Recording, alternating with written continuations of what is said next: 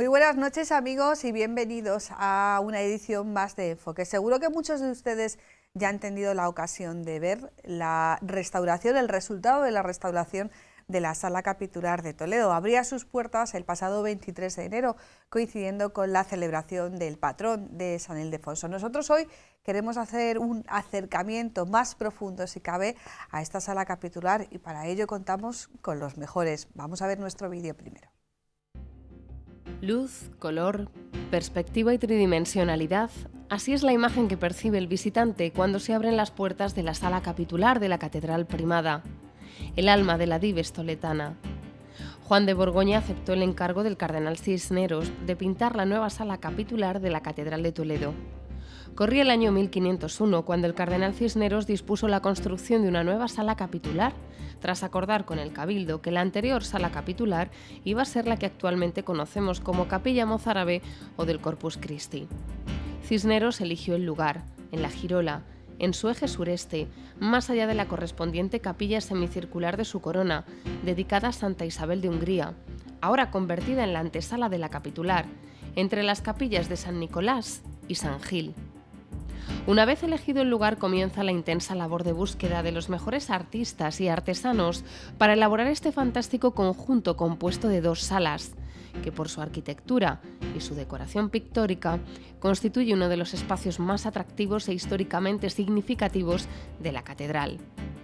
Cisneros sabía de la importancia y el significado que para la Iglesia y para la influyente archidiócesis toledana tenía la creación de un nuevo espacio en la catedral, conocida ya como La Rica, y que este fuera además la sala capitular, el lugar de encuentro y toma de decisiones del Cabildo. En 1504 se comenzaban las obras de carpintería de lo blanco, pero no será hasta el 17 de junio de 1517 cuando los canónigos se trasladen hasta esta nueva sala, aunque todavía algunos años después continuarían haciéndose obras menores. Esta sala será testigo desde entonces del paso de la historia y del día a día de un centro cultural y económico de singular importancia, como era la SEO toledana. Aquí se tomarán decisiones de singular trascendencia para la historia de España. Se suscribirán contratos, como el encargo del expolio al Greco. Se hablarán de obras mayores y menores. Se elegirán canónigos y dignidades, prebendados y capellanes. En reuniones secretas, apenas iluminadas por unas velas, se decidirá el traslado de la custodia de Arfe a Cádiz, ante la certeza de la invasión francesa y demás avatares, todos ellos anotados en la historia de España y de la Iglesia de Toledo. Tras 10 meses de trabajo ante nuestros ojos, como lo contemplaron hace 500 años, se abren las puertas de la sala capitular. Coincidiendo con la solemnidad de San Ildefonso, patrón de Toledo, el alma de la Dives toledana se ofrecía al hombre del siglo XXI. La iniciativa impulsada por el Cabildo del Templo Primado ha supuesto una cercana a los 600.000 euros. El deán de la catedral agradecía las ayudas recibidas por diferentes fundaciones de ámbito privado. El señor arzobispo de Toledo, don Braulio Rodríguez Plaza, agradecía el trabajo realizado por los profesionales, la mano tendida por parte de las fundaciones privadas que han colaborado en este proyecto y el impulso que en todo momento ha tenido por parte del Cabildo Primado para recuperar otra de las piezas destacadas de la historia del arte y que es además historia de la Iglesia de España. 500 años después de que Cisneros encargara esta magna obra a Juan de Borgoña, el introductor del Renacimiento en España, la sala capitular vuelve a lucir estas espectaculares pinturas que conforman el alma de la Catedral de Toledo.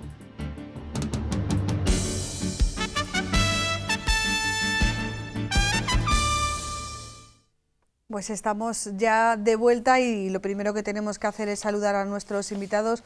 Don Juan Miguel Ferrer, deán de la Catedral Primada, buenas noches. Muy buenas noches. Muchas gracias por estar aquí una vez más, por haber respondido hasta nuestra invitación. Seguro que ha visto usted estas imágenes muchas veces, pero bueno, seguro que siempre le conforman o le improntan nuevas sensaciones, ¿no? Son muy bellas y nos llenan de alegría. Don Antonio Sánchez Barriga, buenas noches. Hola, buenas noches. Es usted el restaurador jefe de la Catedral Primada, la persona a la que hemos visto en el andamio y fuera del andamio. No sé dónde se encuentra más cómodo. Bueno, normalmente en el andamio. Normalmente en el andamio. Sí. Y don Jaime Castañón, arquitecto de la Santa Iglesia Catedral Primada, buenas noches. Buenas noches. Bueno, ya de compartir tantas obras y avatares, bueno, pues ya hay también un conocimiento mutuo. Hablamos hace unos años aquí de la restauración, por ejemplo, de la sala capitular, de la sacristía, que también fue una gran obra de la catedral privada. Bueno, ¿qué les ha parecido? ¿Qué les ha parecido? ¿Cómo ha quedado la sala capitular? Bueno, Don Jaime. ha quedado fantástica, ¿no? Ha quedado muy bien.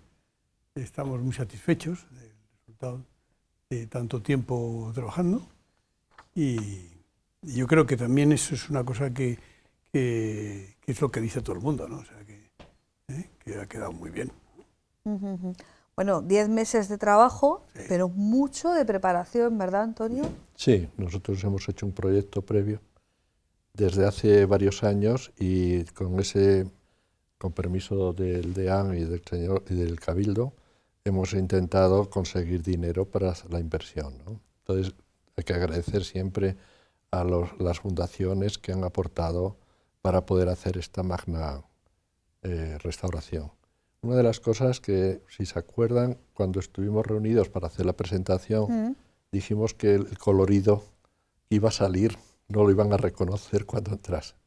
¿Por qué? Porque es un color tan bello, que cuando vayan la gente a verlos, yo ruego que se queden un ratito para poderlo ver, porque merece la pena. Bueno, el día 22 de enero fue la inauguración, el día 23 hubo jornada de puertas abiertas, desde entonces es muchísima la gente pues que ha comentado, tienes que ir a la capitular, he estado en la capitular, hemos vuelto a la capitular. ¿Qué es, don Juan Miguel, que yo sé que es un hombre observador y escuchador, qué es lo que oye, qué es lo que percibe cuando la gente sale de la capitular? Hay dos tipos de impresiones. Una es la impresión del que la había visto muchas veces, y entonces ya la conocía y de alguna manera pues percibía la situación en que se encontraba. Y estos pues tienen una gran satisfacción porque ha llegado probablemente el resultado a ir más allá de lo que eran las expectativas de los observadores que la conocían, que intuían que detrás de lo que estaban viendo había algo mejor, pero que no podían imaginarse exactamente cómo era, quitando a lo mejor algún experto en arte que podía vislumbrar un poco más lo que nos íbamos a encontrar. Y luego está el visitante que a lo mejor es la primera vez, o lo ha visto alguna vez, pero una vez en su vida, tampoco tenía un recuerdo exacto, que ese se llama sorpresa, porque no esperaba ver una cosa tan bella. Sobre todo llama la atención a casi todos ahora al entrar la luz y el color. Y luz y color tanto en las pinturas como la luz y el color en el techo.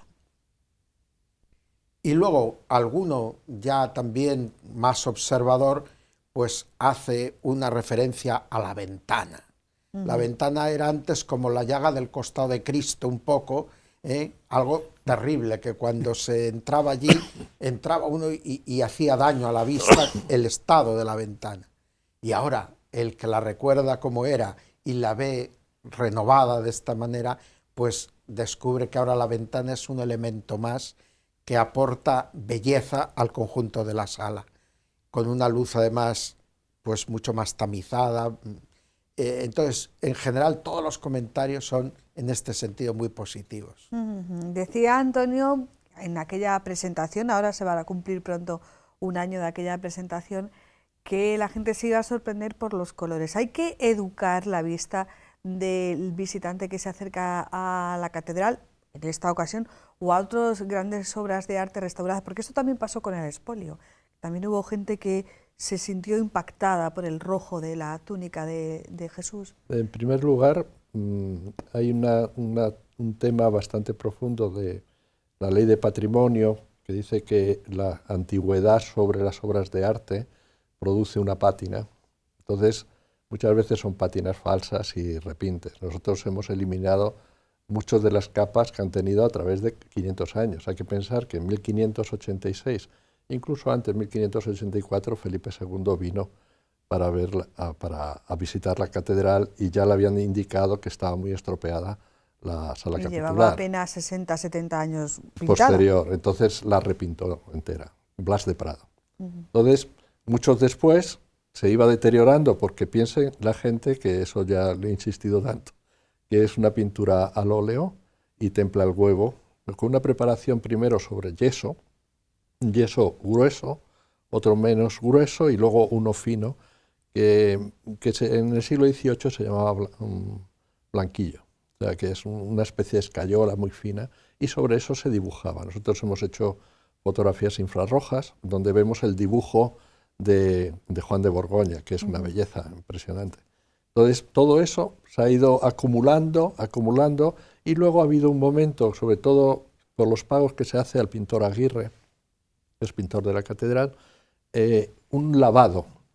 Lavado hay que pensar, perdón, el lavado es un sistema de lejía frotada con piedra pómez o algo así para eliminar una resina que está en superficie. Nosotros hemos encontrado arañazos hacia un lado, hacia otro, entonces ese lavado del siglo XVII ha dañado también un poco las pinturas. Bueno, una vez eliminado todas esas capas, han aparecido un brillo del óleo que se llama exudado del aceite de linaza, que queda en superficie con el color, ¿no? Hay colores que se usan con aceites secativos, y es una pintura enteramente de centroeuropea, con elementos de dibujo italianos, porque muchas veces la gran influencia de Pedro Berruguete, que fallece y le sustituye Juan de Borgoña, es tremenda la cierta influencia que tiene, sobre todo en la arquitectura.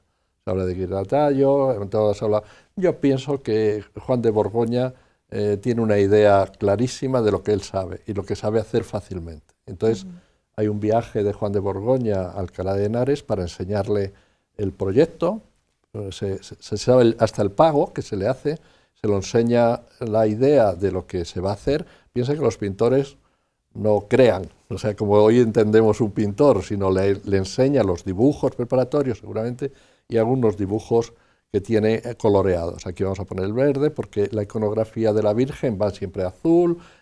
Saben que todo este tema viene dado incluso por el Cabildo, que es el que lo tiene que aprobar. Estamos muy contentos. O sea, muchas veces ha habido un momento cuando hemos hecho totalmente la limpieza, que es lo más difícil de toda la restauración, porque la fijación también porque había grietas de desplazamiento de lo que es el edificio, pero estamos muy contentos del resultado. Entonces llegó un momento en que nosotros hicimos la limpieza, pero quedaba un aceite en superficie moderno que decidimos quitarlo. Entonces ese fue el momento más así de discusiones entre nosotros, pero yo creo que el resultado ha merecido la pena. Bueno, luego hablaremos de esos pequeños hallazgos, de esos pequeños detalles que nos hacen descubrir un poquito más la figura de Juan de Borgoña, que bueno, claro, a nosotros los toledanos nos suena mucho, pero hasta hace 2 años era una persona pues no muy conocida, y de hecho había dudas entre los autores sobre sus influencias renacentistas o sus influencias de Flandes. Sabemos de la importancia artística de la capitular, de la Sala Capitular de Toledo, pero ¿cuál es el porqué? Porque si algo hemos aprendido, gracias a expertos como ustedes, es que toda obra de arte en un contexto religioso tiene un porqué y un para qué. No se hace arte por hacer arte, aunque sean muy bellas, sino que tienen un significado. ¿Cuál es el significado de la Sala Capitular en la Catedral de Toledo o en cualquier otra catedral? Porque las salas capitulares tienen que estar en las catedrales. Sí, en toda catedral o en toda obra que se hace con una intención, podríamos decir, simbólica, hay diversos factores. En la catedral en su conjunto hay factores que son de tipo estrictamente religioso, hay factores que son de autoridad espiritual de una sede, donde se quiere poner en evidencia pues el aspecto, podríamos decir, de su origen, de la importancia de los personajes que en ella han vivido, o si conserva unas reliquias eminentes de algún santo muy importante, poner eso en evidencia, y otras veces es el papel que desarrolla esa iglesia local y ese arzobispo en el conjunto de una iglesia local. Bueno, pues aquí todo eso confluía. todo eso confluía, porque de alguna manera la sala capitular que manda hacer el cardenal Cisneros tiene que ser un poco la imagen que proyecta la Iglesia de Toledo en aquel momento de su liderazgo e importancia dentro de la Iglesia de España e incluso de cara a la Iglesia católica en el mundo entero. Y por eso en la sala capitular todas las cosas que pueden ayudar a ese fin se encuentran. Una, la que más llama la atención, es el protagonismo de la Virgen María. Pero el protagonismo de la Virgen María, que está clarísimo en la iconografía de las paredes de la sala capitular, sobre todo se entiende cuando se ve la última escena, que es la imposición de la casulla San Ildefons. Es decir, todo el proyecto iconográfico de la Virgen es una vida de la Virgen hecha para que confluya señalando a Toledo, la predilección de la Virgen María por Toledo. Luego, en cuanto a la importancia de los personajes y la santidad, eso lo vemos en la opción que se hace, no es obligatoria, hay salas capitulares que no tienen este aspecto, ¿no? Que aquí es que todos los obispos de Toledo se quieren presentes en esta sala. Cosas que se quieren subrayar con eso, la antigüedad de la diócesis. Remonta a San Eugenio I mártir, el primero de toda esa serie, que es un obispo que se sitúa en la segunda generación apostólica, para decir, esta iglesia no es apostólica, pero está en la línea de la segunda generación de las iglesias más antiguas del mundo. Luego, personajes y santidad.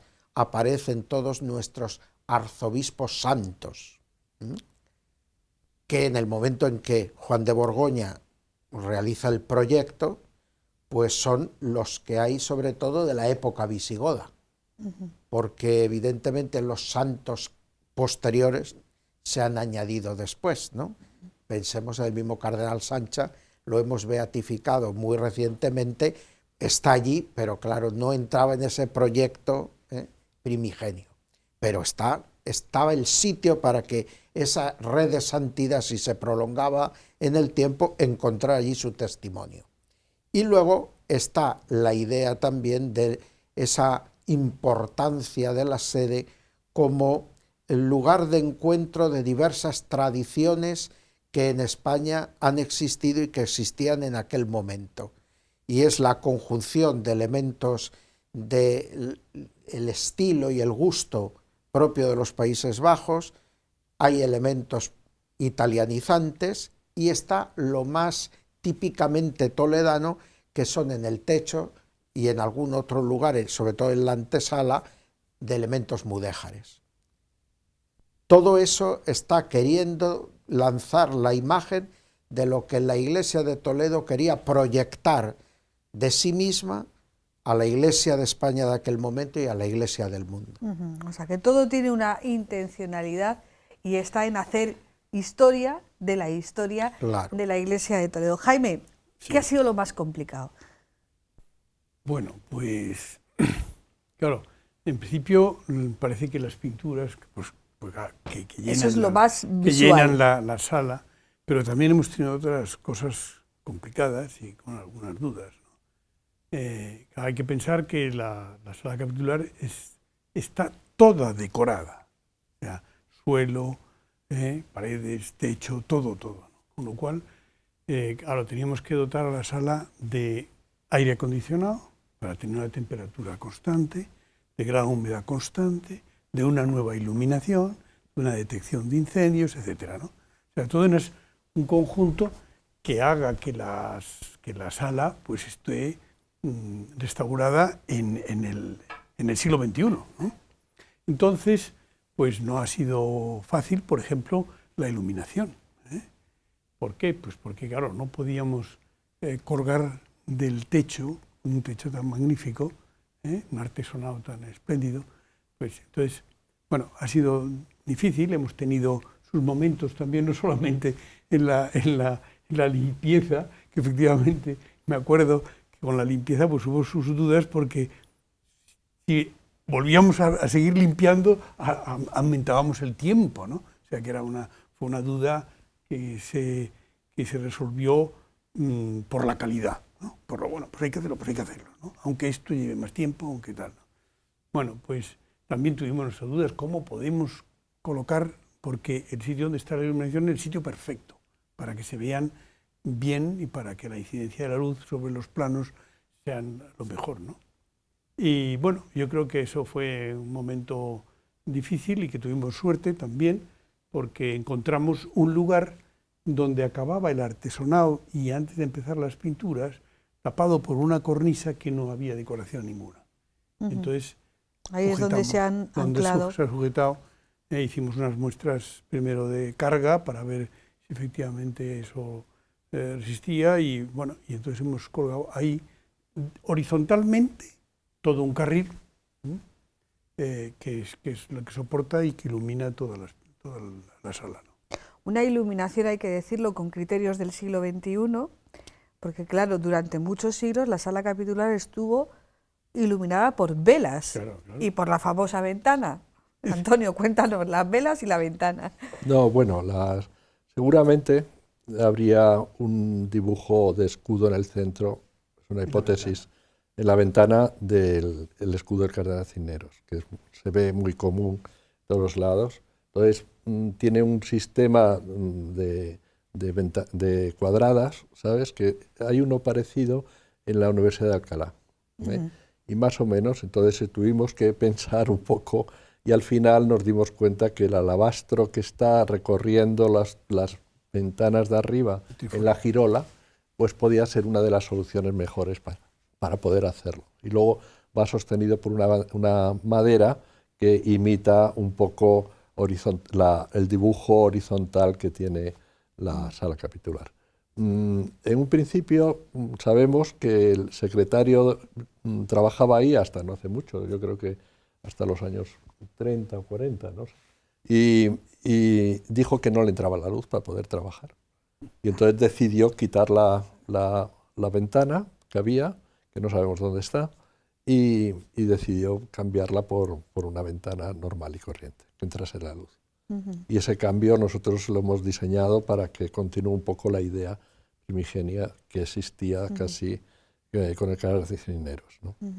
También hay que decir que la capilla mozárabe tiene que el eje de la capilla mozárabe con respecto a la sala capitular es importante porque una vez que acabó lo que era la antigua sala capitular que estaba en la capilla mozárabe, y se acuerdan ustedes del cielo estrellado, sí. Ese era el zaguán, o sea, donde se reunía el cabildo antes de entrar a la que es la sala capitular. Eso se cambió y entonces el Cardenal Cisneros tomó la decisión que no podía esperar, ¿verdad? Eso fueron 48.000 maravedís aproximadamente, los donó para que se hiciera la actual sala capitular. También arquitectónicamente sobre la sala capitular ha habido algún hallazgo interesante, sobre todo sobre su construcción primigenia, porque al principio se pensaba que era una arquitectura hecha para ese momento, sí, y luego se ha visto que no. Lo que se pensaba, que tenía, todo el mundo decía, pues que la sala capitular se había hecho ex novo por el Cardenal Cisneros. Entonces cuando empezamos la restauración, pues nos dimos cuenta de que no era así, ¿no? Había una especie de grieta que había pensábamos al principio que era un asiento, que tal, entonces fue al principio cuando empezamos la consolidación de las grietas, que ya estaban todas estabilizadas, pero entonces en esa en concreto había una separación un poco y se metió por ahí una cámara y vimos que estaba el hueco perfecto, que era un balcón, con lo cual claro, descubrimos que la sala capitular estaba hecha sobre otro edificio que llegaba un poquito más arriba del suelo de o sea, como a 2 metros de la sala capitular actual, ¿no? Y bueno, pues eso es que no era así, o sea, que se hizo sobre un sitio que ya tenía la catedral. La del Cardenal Mendoza, claro, seguramente, y no existía puerta. O sea, la puerta de entrada ahora se entraba por el patio desde abajo y una escalera que hoy existe, uno de los laterales de la calle. Lo ha averiguado recientemente Va a haber que cambiar algunos manuales, don Juan Miguel. Pues sí, en esto hay que estar siempre innovando para ponerse al día. Fíjate que hasta el último libro que hemos presentado sobre las capillas de la Catedral de Toledo ya se nos ha quedado en 2 o 3 puntitos anticuado, precisamente por eso, porque en la catedral siempre se están haciendo trabajos, siempre se están descubriendo cosas nuevas, pero esto es la ciencia, que nos obliga a estar corrigiéndonos constantemente. Sí, Antonio, Jaime. Antonio. Una de las cosas que también se ha averiguado, que es bastante interesante, es Blas de Ortiz hace un listado de los arzobispos, ¿no? Entonces, posteriormente, se dan cuenta que hay más arzobispos. Hablamos de 50 años posterior. Entonces, indican a Blas de Prado que cambien las cartelas que hay debajo y meter algunos que se han encontrado, ¿no? Sí. Entonces dice, no, es que falta tal, falta cual, y entonces nosotros hemos visto con infrarrojo que las cartelas eran alargadas, había menos arzobispos y ya se le indica a Blas de Prado que pinte Porque eso nuevos. también hay que tenerlo en cuenta, que la galería de retratos son retratos inventados hasta un determinado momento. Hasta Cisneros. Hasta Cisneros. Sí. A partir de Cisneros ya no, porque se suelen hacer cuando ha muerto el arzobispo, pero por gente que le ha conocido y que ha tenido ocasión de poder hacer algún boceto, al menos antes de que pudiera ya desaparecer de su vista, porque lo enterrasen. Y entonces, normalmente así se hacían los retratos de la mayoría. Ya los últimos también ha cambiado el procedimiento de nuevo, porque como ahora ya no quedan en la sede hasta la muerte, sino que a una determinada edad, 75 años, presentan la renuncia y unos años después, ahí no hay norma fija, pues cuando le admiten la renuncia, marcha estando todavía en vida y viene un nuevo arzobispo. Entonces, a partir de don Marcelo, estos retratos no se colocan ya al morir, sino cuando el arzobispo deja la sede. Y claro, como está vivo, permite al pintor, en estos últimos retratos, el de don Marcelo, o incluso en el del cardenal Enrique Tarancón. ¿El cardenal Tarancón se pone una vez ha fallecido o cuando abandona la sede? Cuando se marcha a Madrid. Cuando se marcha a Madrid también. Y ahí ya rompe el esquema antiguo. Sí. Pero en ese caso, en el de don Marcelo, en el de don Francisco y en el de don Antonio Cañizares, pues los pintores han podido actuar no con posados, porque los arzobispos no suelen tener tiempo para posar, pero sí con una amplísima gama de fotografías del arzobispo hechas para que así el pintor pueda tener esos modelos para actuar. Antonio, Jaime, ¿ibas a decir? No. Dime. Hablamos de esos hallazgos, también ha habido... ¿Sí? Ay. Estoy interrumpiendo constantemente. No, si el programa es vuestro. No quisiera. Cuando se hace el retrato del cardenal Cisneros, hemos encontrado con infrarrojo... Retrato psicológico, lo definió el señor Deán como un retrato psicológico. Existe el de Bigarni, ¿no? la cerámica, aquella famosa, ¿no? Que está más gordito. Esto seguramente ya ha fallecido, ¿no? Entonces está mirando hacia el cardenal Mendoza, que hemos encontrado porque creíamos que no era posible, que sería a lo mejor Mendoza, que lo habían cambiado, ¿no?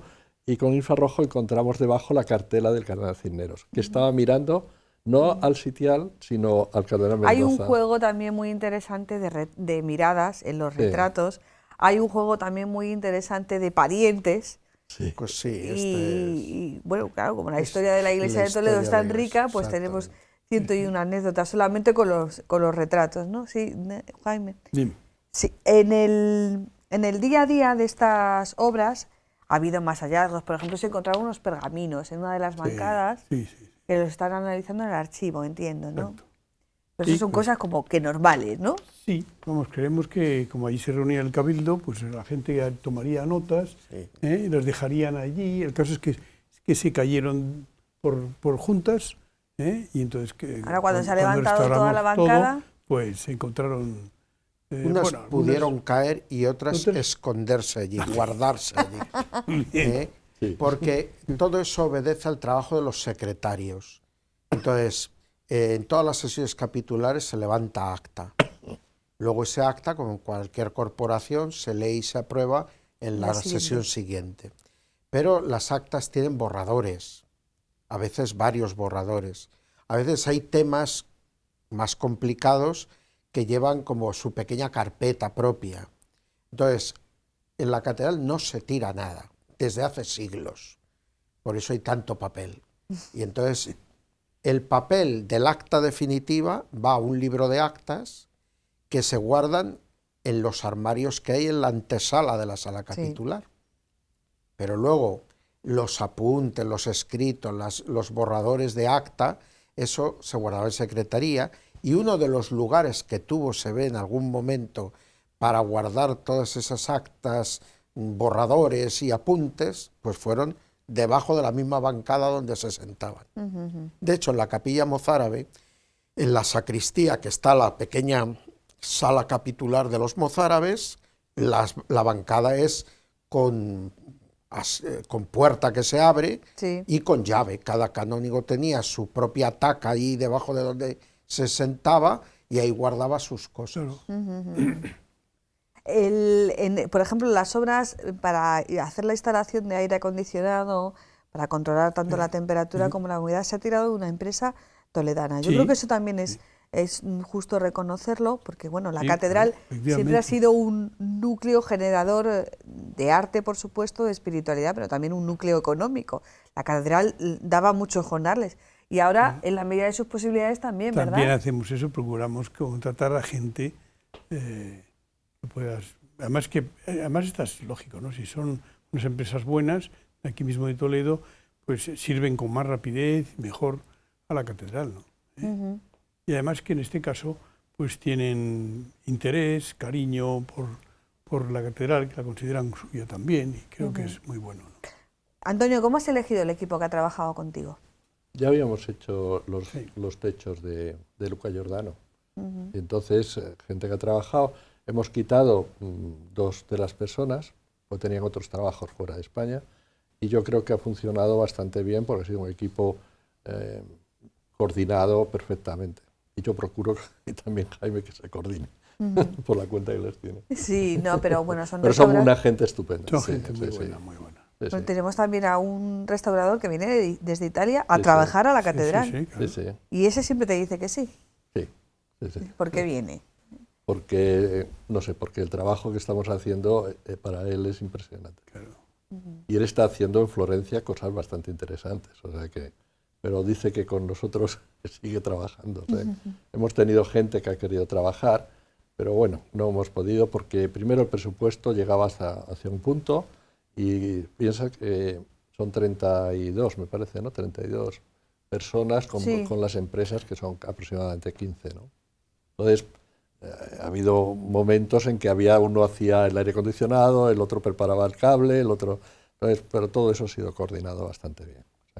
También hay que decirlo que el canónigo obrero también ayuda bastante, que eso es bastante importante, ¿no? Sí, empuja muy bien. Don Juan Miguel, hemos hablado antes, ya lo hemos hecho alusión también en el vídeo, de la importancia de las aportaciones de las fundaciones privadas.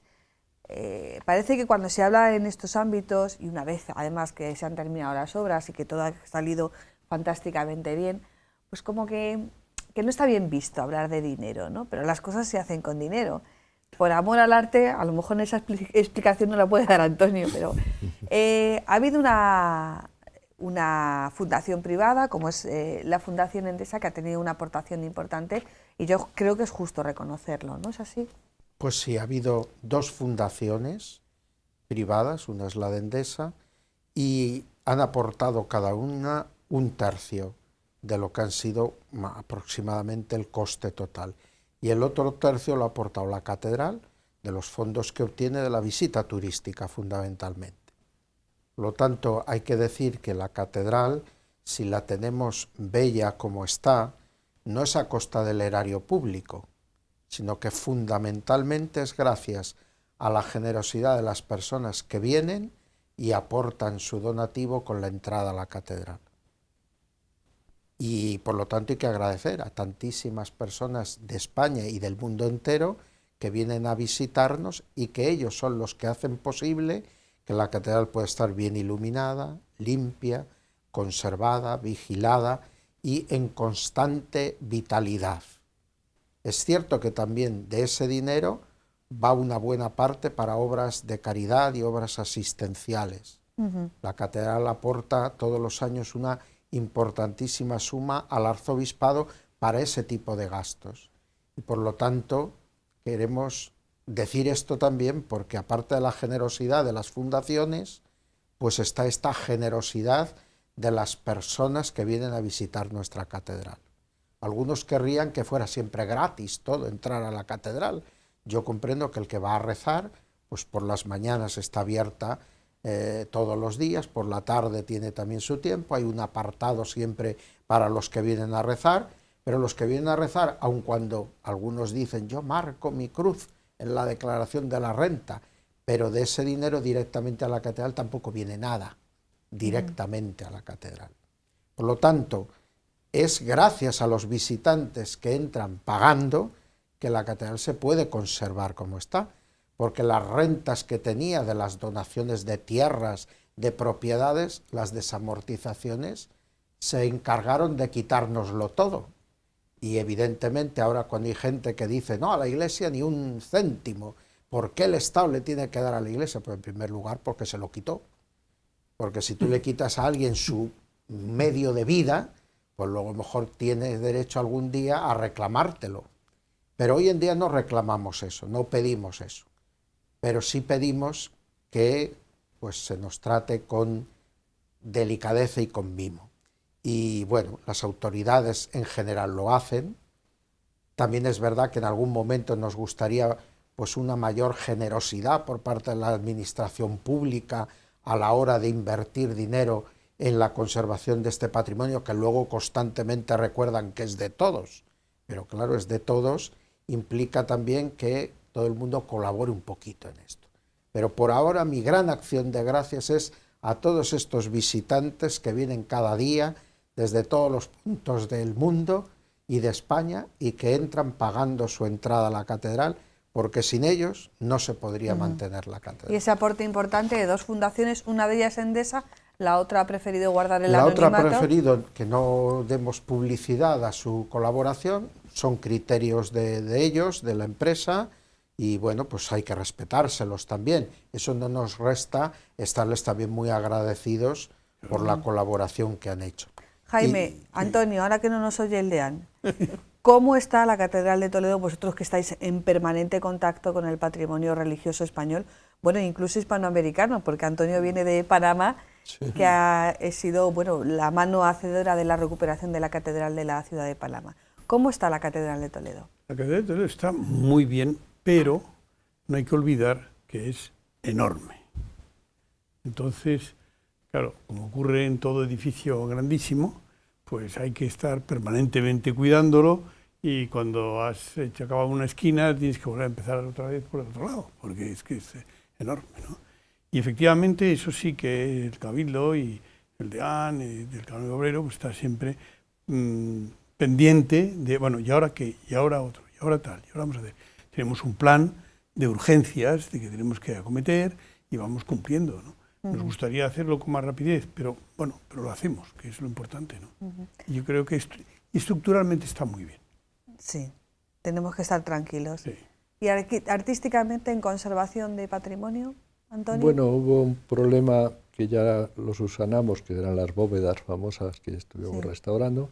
A raíz del cardenal Lorenzana se unió un poco con la Academia de San Fernando y decidieron que había que quitar las velas y la iluminación que tenían porque dañaban los retablos. Entonces decidieron que todos los retablos a partir de ese momento tenían que ser de piedra.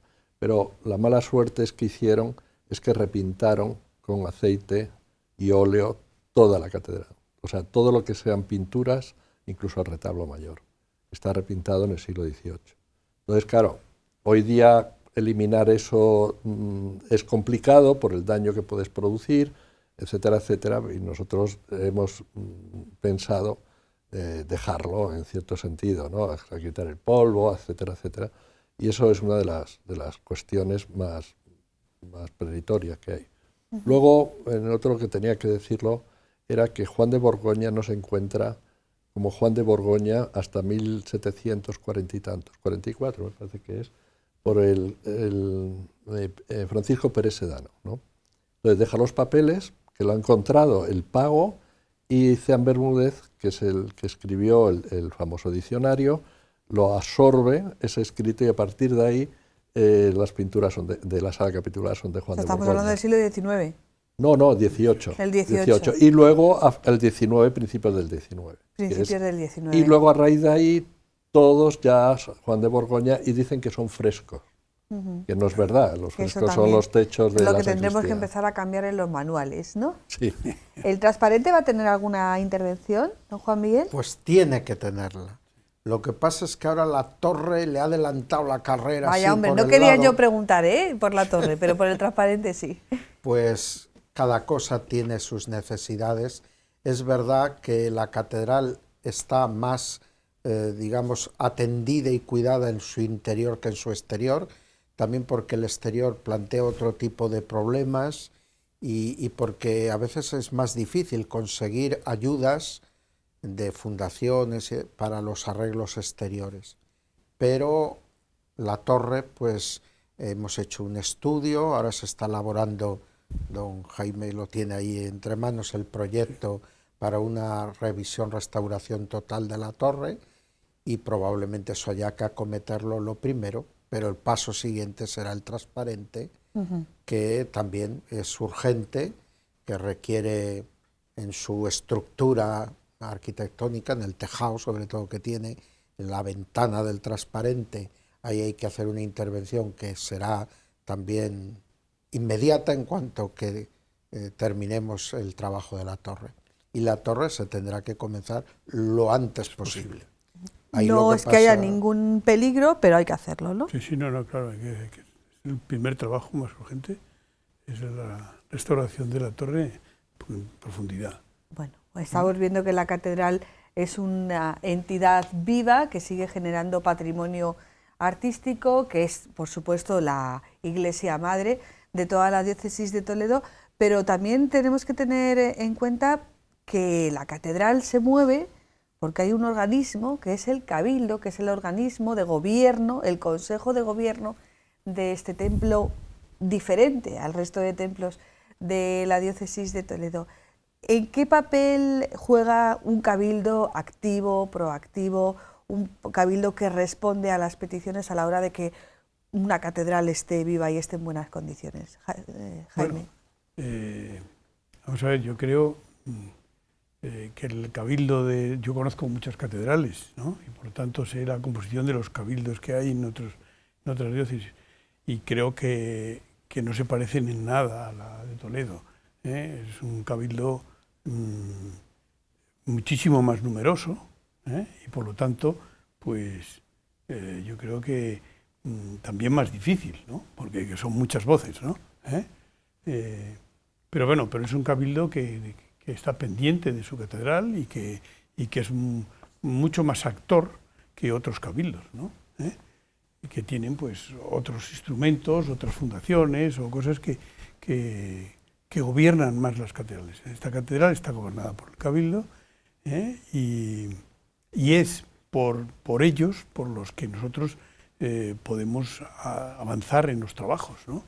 Ellos son los que nos aprueban los trabajos, nos animan a hacerlos, nos animan o nos paran, ¿no? Depende de las circunstancias, ¿no? Pero son los que nos anima a hacer los trabajos y decir, bueno, venga, ahora vamos con este, ahora vamos con otro. Aunque hay un plan previsto, pero son los que marcan la pauta del trabajo. Y es el hilo conductor desde aquella primera fundación de la Catedral de Toledo hasta nuestros días, hasta el siglo XXI. Estamos terminando. Había unos compañeros que me preguntaban, oye, pero en esta sala se reúnen. Digo, yo creo que sí, no Sí, de diario, no de claro. ordinario. Nosotros tenemos normalmente 2 cabildos al mes, 2 reuniones plenarias, porque luego hay reuniones de comisiones, pero 2 plenarias, que es lo que se llama reunión de cabildo, y son el día 1 y el 15 de cada mes. Esas las solemos hacer en otra sala. Pero hay al año una serie de reuniones especiales, cabildos que se llaman extraordinarios o cabildos peculiares, que esos tienen su lugar en la sala capitular. En concreto tenemos un cabildo con ocasión del inicio de la Cuaresma, que será el próximo que tengamos de este tipo. Tenemos también un cabildo de ese tipo cuando es la fiesta de difuntos, y en esos cabildos, así como cuando toma posesión algún nuevo canónigo, usamos la sala capitular. O cuando hay un acontecimiento especial, como puede ser la toma de posesión de un nuevo arzobispo.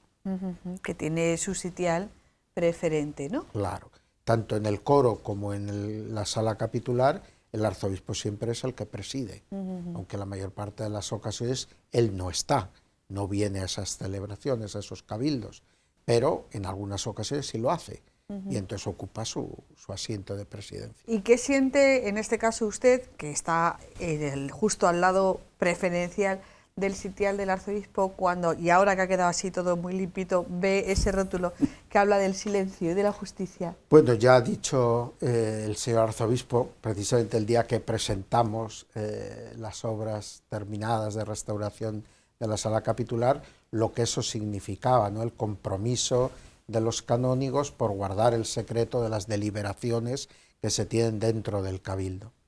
Pero a mí me impresiona todavía más el juicio final, que además está ahí para eso, para impresionar a los... Porque si no, ¿qué pinta el juicio final en todo ese programa Recorrido iconográfico? ¿Y por qué ponerlo encima de la puerta y no a la espalda para que los que entran lo vean? Pues porque son los que están sentados deliberando los que tienen que tener en cuenta que lo que hagan va a ser juzgado. Y entonces es una llamada a la responsabilidad a la hora de ejercer esta autoridad del cabildo en la administración de la catedral. Desde luego que tiene que impresionar, ¿verdad, Antonio? Sí. ¿Verdad, Jaime?